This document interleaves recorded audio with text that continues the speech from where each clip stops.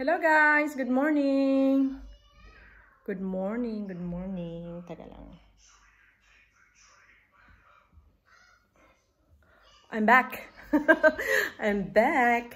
Ang tagal kong di nakapag video. Madami kasing mga pangyayari the last few months. Basta madami, alam na natin yun. Aside from COVID, umuwi kami ng Pilipinas. And then after that, pagdating dito, pumasok yung anak ko sa school. Tapos tumigil naman sa school dahil sa COVID. Ito, nasa quarantine. As in before na, ubusan ako ng time. Kasi nagtitinda pa ako ng mga bags. So, nawalan ako ng time sa pag-video. Kaya, yun. So for now, I want to say sorry dahil hindi ako nakapag-update at bigla na lang akong nawala. But this time, sa tingin ko parang I want to make sure na gagawa ako ng vlog at least 1 time or 2 times a week. I will do my very best para makapagawa ng video. Pero saan ang anak ko? Say good morning! What are you doing? Watching. Nanonood siya. How can I sit agapula mo? I think I'm going to cook something for you. I'm going to cook something for you. Please. Okay, can you give me 10 minutes? Okay, will you wait for mommy? Okay? Ganyan lang yan siya, guys. Kasi nga, walang pasok. Tagal na, 2 months na. So, naisipan ko na, sabi ko, gagawa ako ng video for at least for cooking, since ang anak ko mahilig kumain at siguro mga every 20 minutes 30 minutes she's looking for something to eat. So sabi ko, naisip-isipan ko, sabi ko dun sa husband ko kagabi, gagawa kaya ako ng cooking vlog, dahil sabi ko sa kanya na every time na nagtuturo sa akin siya yung mama niya ng pagluluto at saka siya yung mga alam niyang ibang luto, tinuturo nila sa akin, the same day na tinuturo nila sa akin, alam ko. And then for the next day na gusto ko nang gawin, nalilimutan ko. Dahil hindi ko naman talaga siya ginagawa. Alam mo yung gano'n, yung mga tinuro lang sa'yo. Pero meron ilan-ilan na recipe na alam ko din gawin.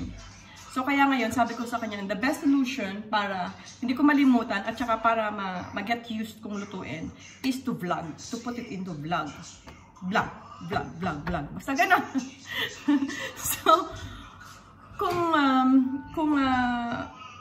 pamilyar kayo sa lutong, parang sa atin parang maliit siya na donut, kaya lang medyo yung kaibahan sa kanila kasi sa Greek parang nilalagyan nila ng cinnamon. May iba na talagang masarap yung cinnamon kasi mabango, tapos yung parang nagbibigay siya ng konting kicks sa luto. Pero sa akin, gawin kong simple kasi yung anak ko ayaw niya ng may cinnamon. Pero I'm sure na magugustuhan siya. Kung hindi kayo makakagawa ngayon, balik-balikan yung video na to para masubukan nyo din gawin the next time na may mga bisita kayo, or try nyo pagka wala kayong ginagawa at feel nyo lang gumawa ng something easy na masarap. So try to do the locomates. It's worth to try. Okay? So, yung locomates guys, parang siyang sweet dough. Parang maliit sa ating parang bilog-bilog. Yun. Teka, linisin natin guys yung ating bowl. Okay, ready ko na yung ingredients ko. Kasi kanina, kung sabi ko sa sarili ko, kung magva-vlog ako, dapat ready na yung ingredients para madali. Kasi konti lang naman yung minutes na lulutuin natin. Maghihintay pa tayo ng 30 minutes para mag-risen yung yeast.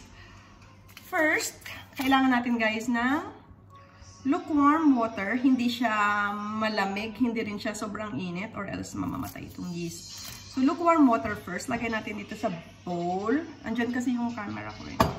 So, lagay natin yung lukewarm water. And then, yeast. Instant yeast. Yan siya, guys.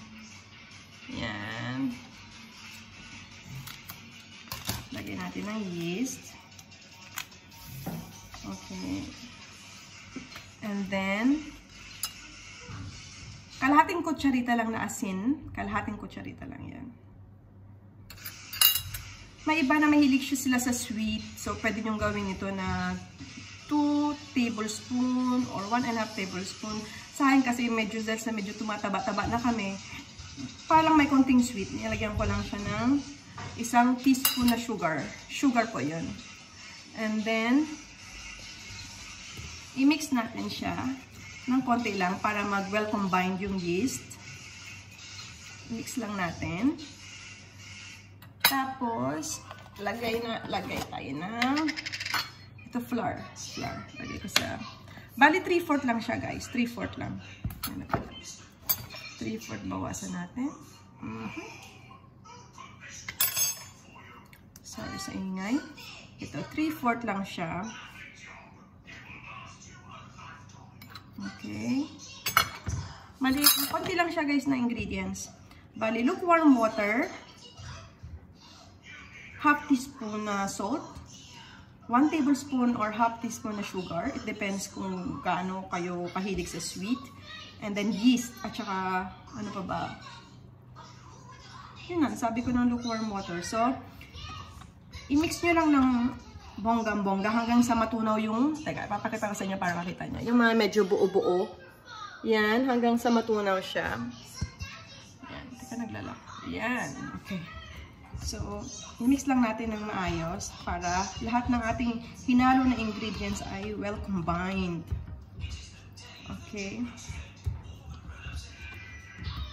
So, at least anytime na gusto kong magluto na madali lang naman ito. Madali lang ito i-memorize.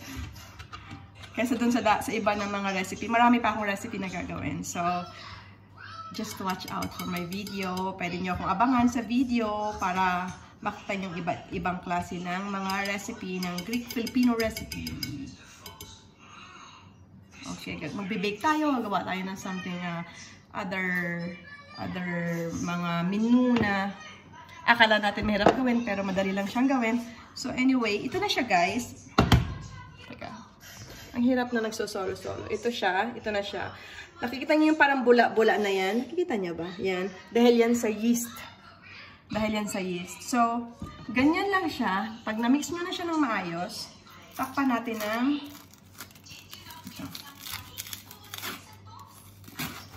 yan. Cling wrapper.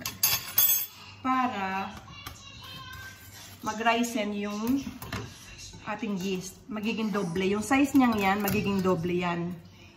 Yan. Itong size niyang ito, magiging doble yan mamaya. Saka natin lulutuin. So, we have to wait for 30 minutes para umepekto yung ating mixture. Okay? So, babalikan ko kayo after 30 minutes.